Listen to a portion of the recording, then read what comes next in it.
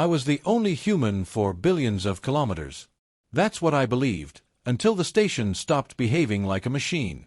Outpost K-47 orbited an ice moon locked in permanent shadow. The gas giant it circled filled half the sky, bands of ochre and storm gray twisting silently in vacuum. The moon below was a fractured sheet of frozen tectonics, cracks glowing faintly where tidal stress split the crust. The station itself was older than the current trade lanes.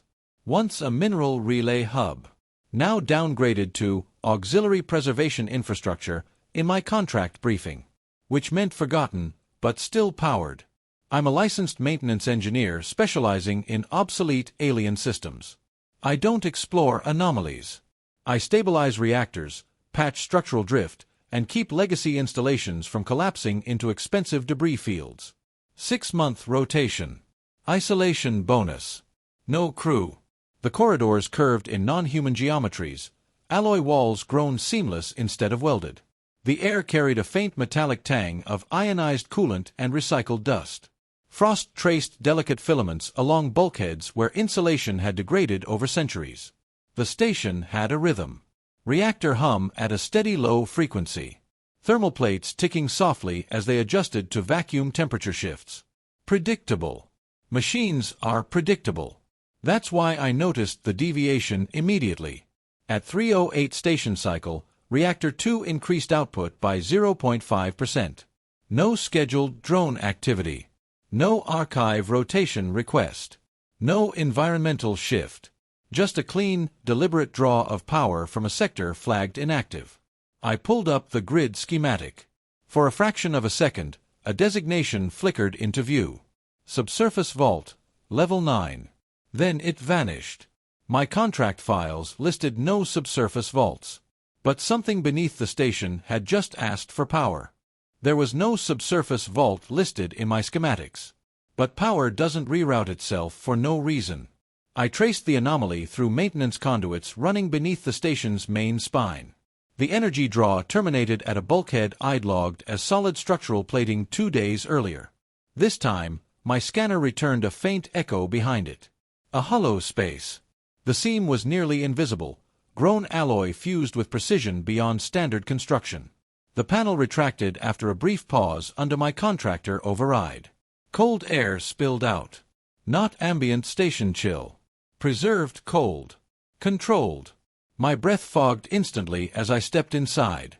The hatch sealed behind me without a sound. The corridor sloped downward at a gentle angle. The walls were seamless, luminous filaments embedded beneath the surface casting a sterile blue glow. No exposed conduits. No corrosion. No frost creeping along edges. Too clean. Too silent. Even the distant hum of the reactors felt muted here, as if this section had been insulated from the rest of the station. My boots echoed softly, the sound swallowed too quickly by the curved architecture. The corridor opened into a chamber. Vast. Tiered. Perfectly symmetrical. Rows of cryogenic vaults extended in concentric arcs across the floor and upward along stepped platforms. Transparent upper panels rimmed with frost. Soft blue indicators glowing uniformly. Inside each pod, a woman. Not human. Elongated limbs. High cheek structure. Dark hair suspended weightlessly in frozen suspension medium. Skin faintly opalescent beneath crystalline frost. I turned slowly. There were hundreds in immediate view.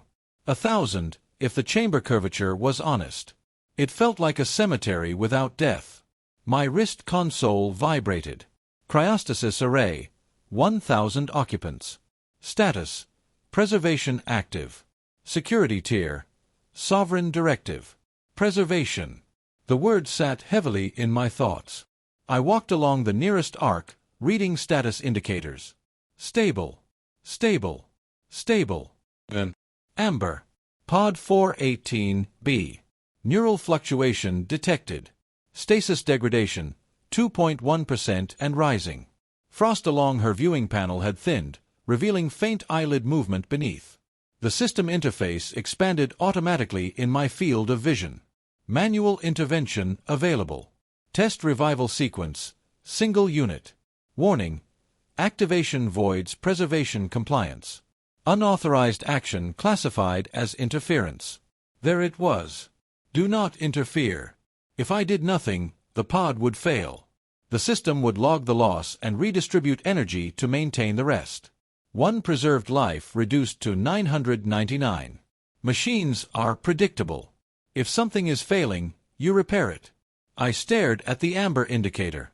I wasn't here to challenge forgotten empires. I was here to maintain infrastructure.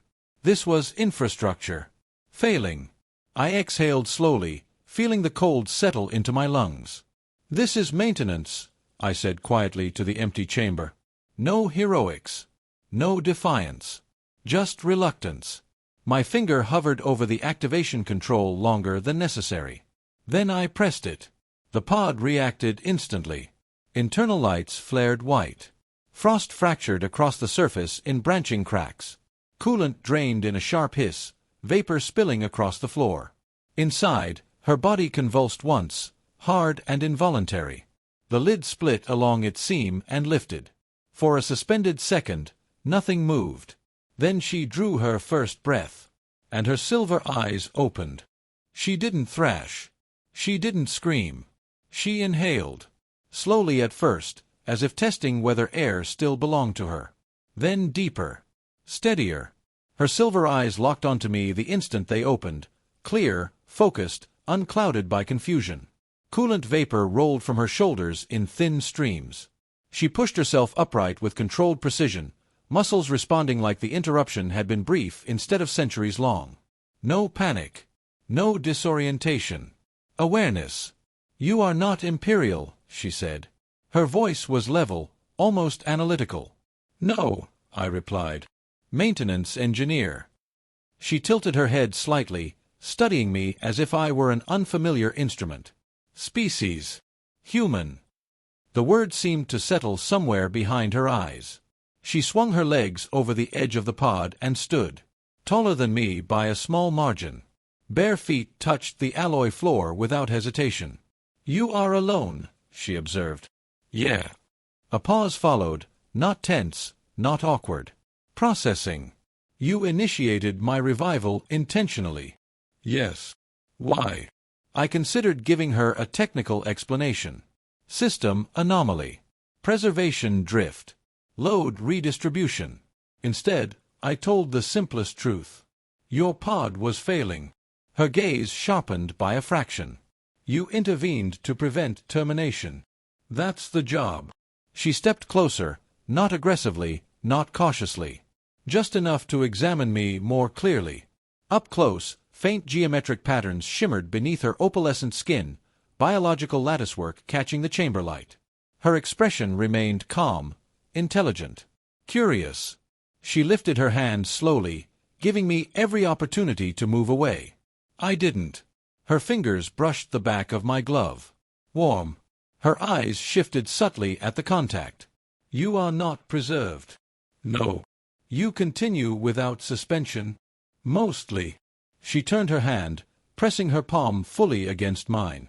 The warmth was steady. Alive. Not archived.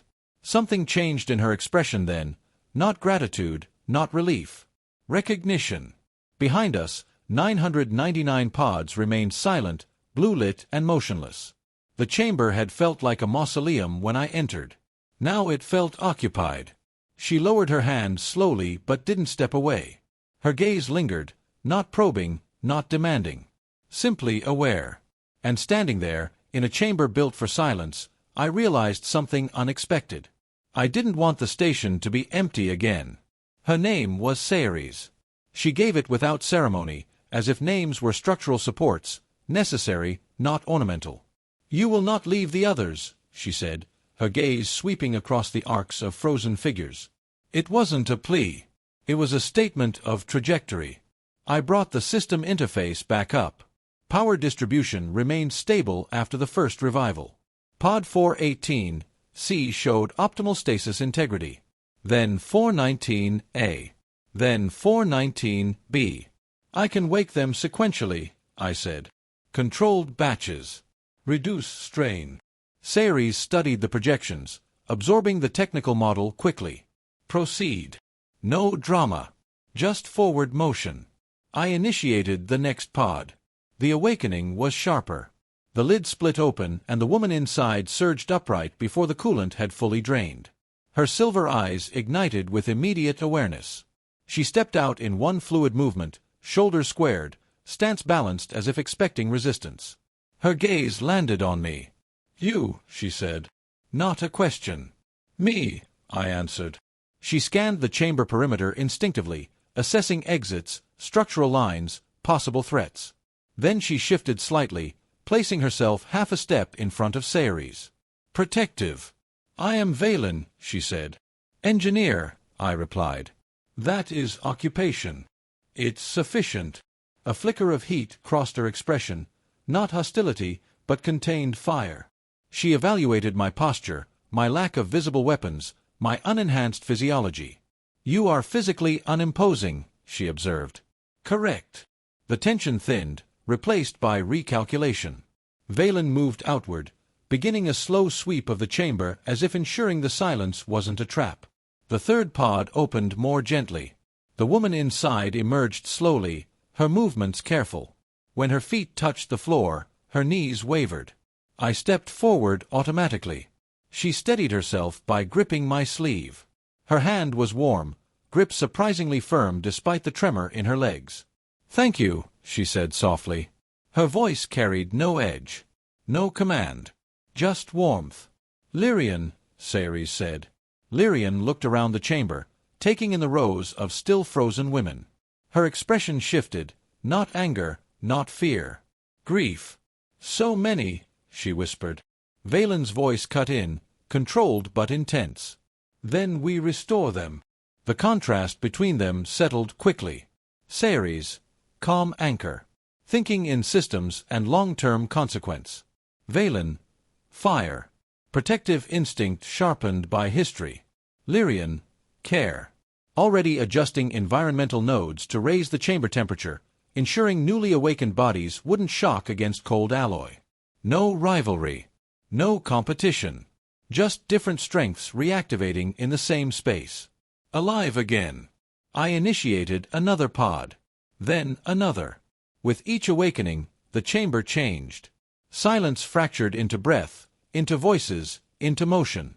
Newly revived women steadied one another. Those who regained orientation first turned immediately to assist those who hadn't. Women helping women. No one waited to be led. Through it all, I remained at the console, monitoring power spikes, rerouting load, keeping the grid within tolerance. At some point, I noticed something subtle. When Ceres finished explaining their situation to a newly awakened cluster, her eyes flicked toward me. When Valen completed her sweep and found no threats, her gaze lingered briefly on my hands at the controls.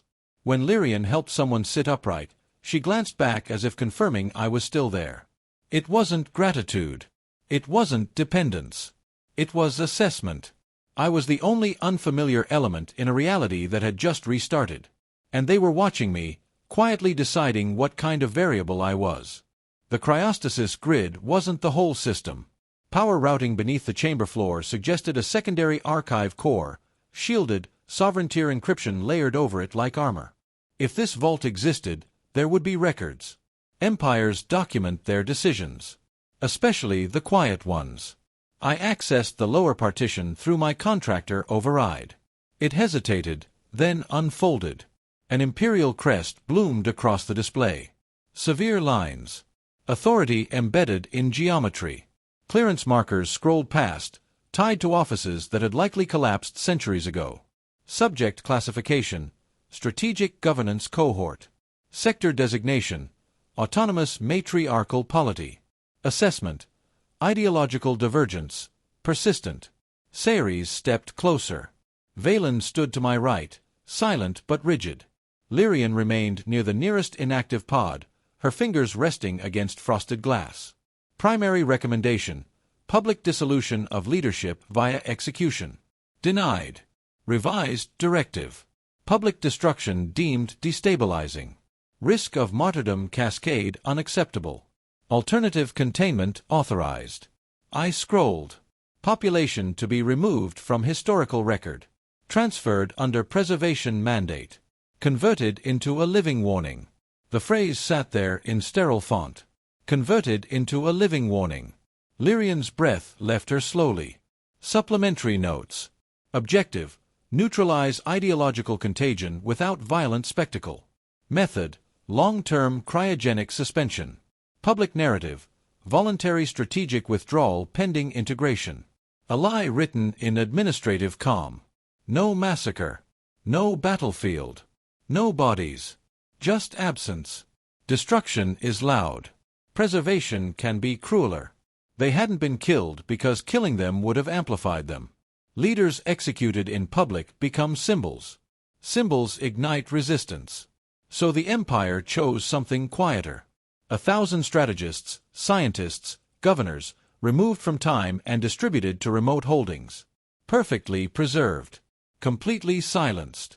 Erased without blood. Valen's voice was controlled, but heat edged each word. They feared continuity. Yes, Ceres said softly. We represented an alternative. Further down, a final notation appeared. Reactivation protocol. Prohibited. Unauthorized revival classified as treason against imperial stability. Automated alert trigger enabled upon mass activation. I checked the alert network. Dormant. The prison had outlived its wardens. I leaned back against the console. No shouting. No dramatic outrage. Just a tightening in my chest. I had woken 3 out of 1,000. 997 still suspended because an empire had calculated that silence was more effective than slaughter. They weren't archived artifacts. They were political hostages. I looked across the chamber again. 1,000 blue-lit coffins arranged with perfect symmetry. Not decay. Not neglect. Policy. Maintenance. The system was functioning exactly as designed. That realization burned hotter than anger. This wasn't a forgotten vault. It was an intentional erasure. And standing there, with imperial language still glowing cold on the display, I understood the truth fully. This wasn't preservation. It was imprisonment. I reopened my contract. Outpost K. 47.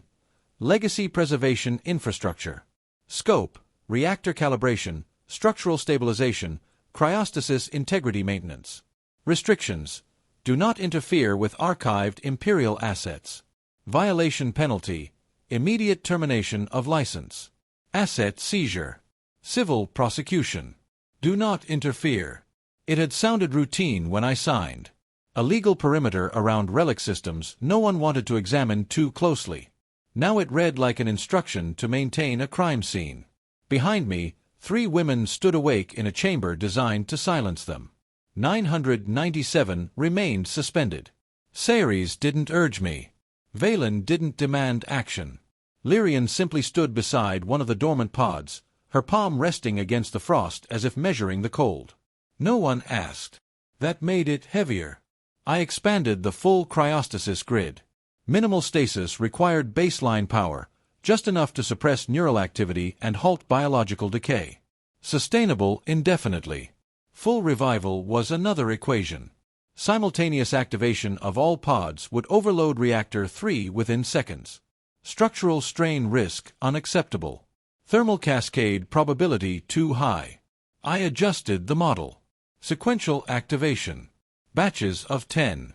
30-second stabilization intervals between cycles. Auxiliary reserves diverted from non-essential systems. I began shutting down sectors in simulation.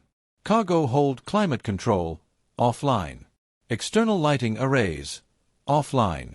Long-range communications, disabled. Mining drone recharge grid, suspended. Power curve stabilized. Barely.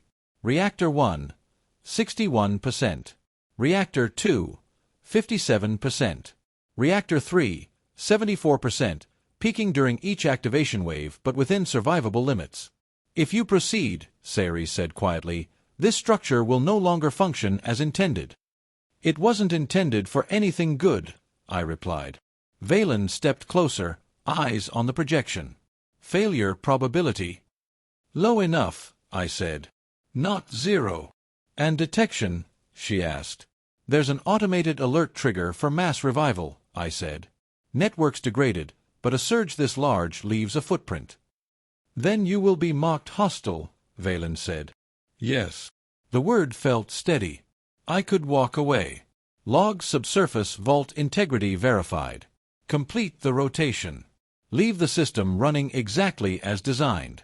No one would question it. The prison would continue humming beneath the ice moon. I ran the numbers again. The grid could handle it. Strained. Redirected. Reconfigured. But capable. I wasn't a soldier. I wasn't staging a rebellion. I was an engineer standing in front of a system built to suppress life quietly and efficiently. And I had the temporary authority to alter it. Ceres watched my face, not the data.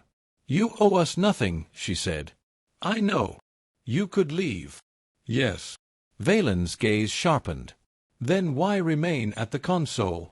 Because the system was wrong. Because preservation had been weaponized. Because maintenance without judgment becomes complicity. But I didn't say any of that aloud. I looked at the stabilized power curve one final time. It was possible. That was the only threshold that mattered. If it can be done, I said quietly, then it must be done. No declaration. No promise of salvation. Just a conclusion drawn from mathematics and conscience intersecting. I accessed the master cryostasis control. Full array sequential activation. Disabled. Manual override. Available. Estimated energy surge. Severe. Alert suppression. Partial. Confirm initiation. Behind me, 3 sets of silver eyes waited in silence.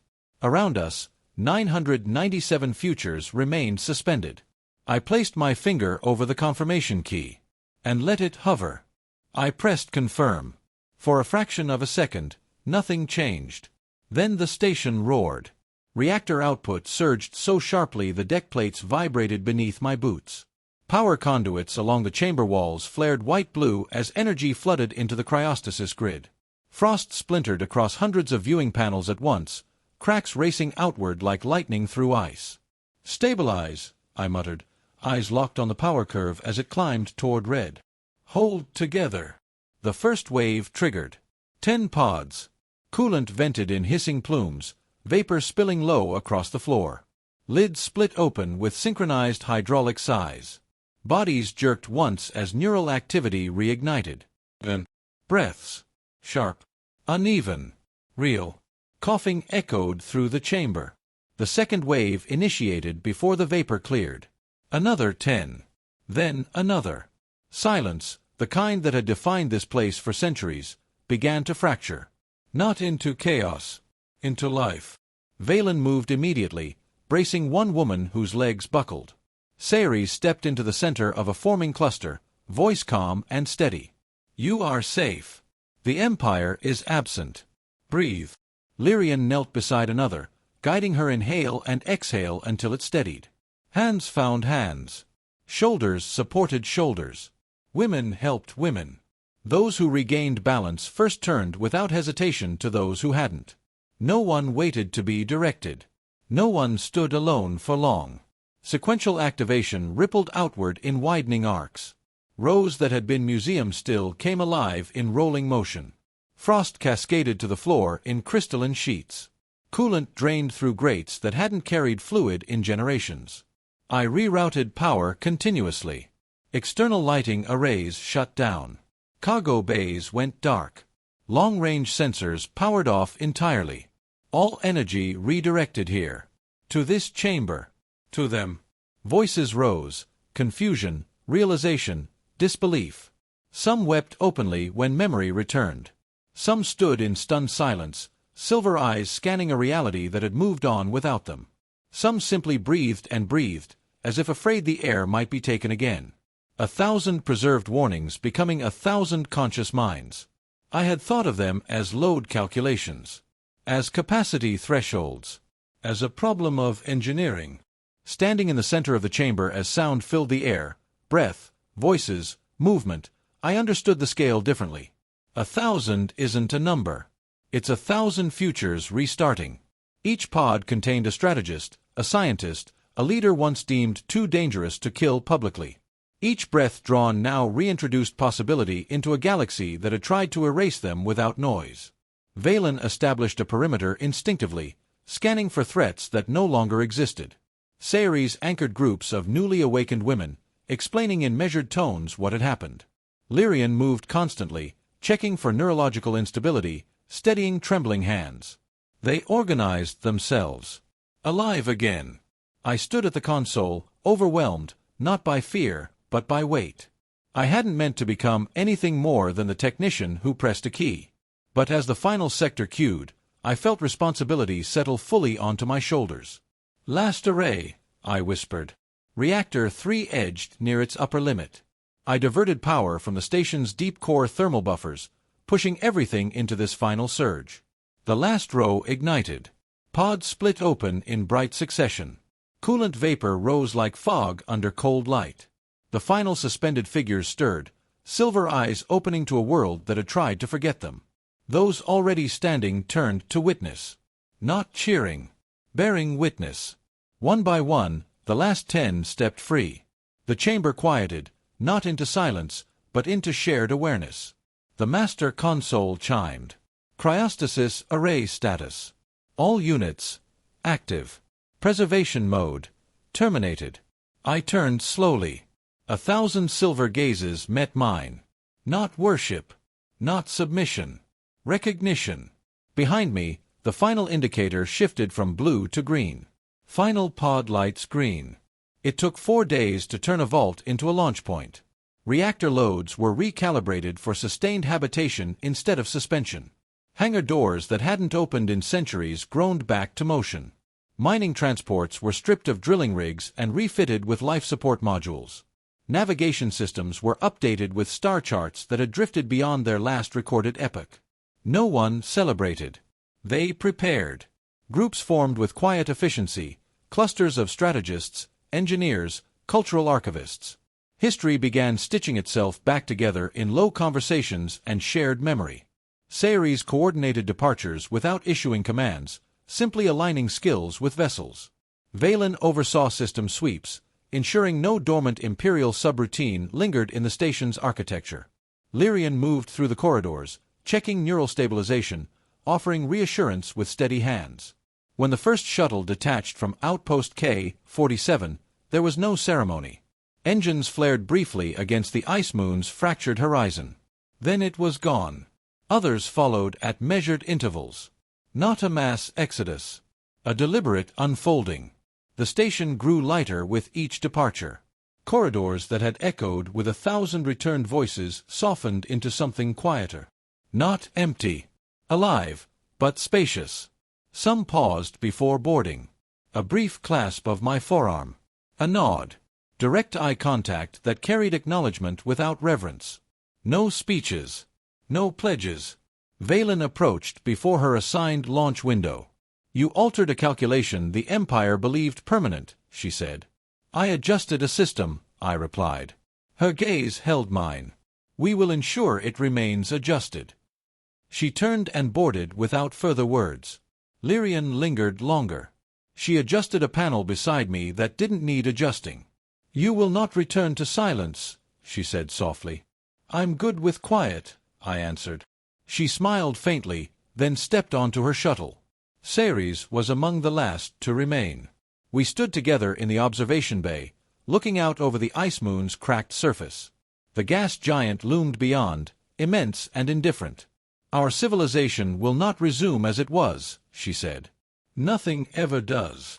A final shuttle launched below us, engines carving brief light into the dark. Her assigned transport waited in the adjacent hangar. She did not move toward it. You're staying, I said. Yes. For what reason? She considered the question carefully. Freedom, she said, is not only departure. It is choosing where to stand. You're choosing here. For now. There was no weight of obligation in her tone. No debt being repaid. Choice. Outside the viewport, the last shuttle cleared the station's gravity well and vanished into starlight. Reactor output stabilized. External arrays remained dark, not from neglect, but intention. Billions of kilometers from the nearest human. Not alone. I leaned against the railing, watching the starfield settle back into stillness. I didn't free them for gratitude, I said quietly. Ceres stood beside me, silver eyes reflecting distant suns. I pressed a button because it was right. She inclined her head once. Beyond the hull, 1,000 futures moved outward under their own momentum. She stayed. And that was her choice.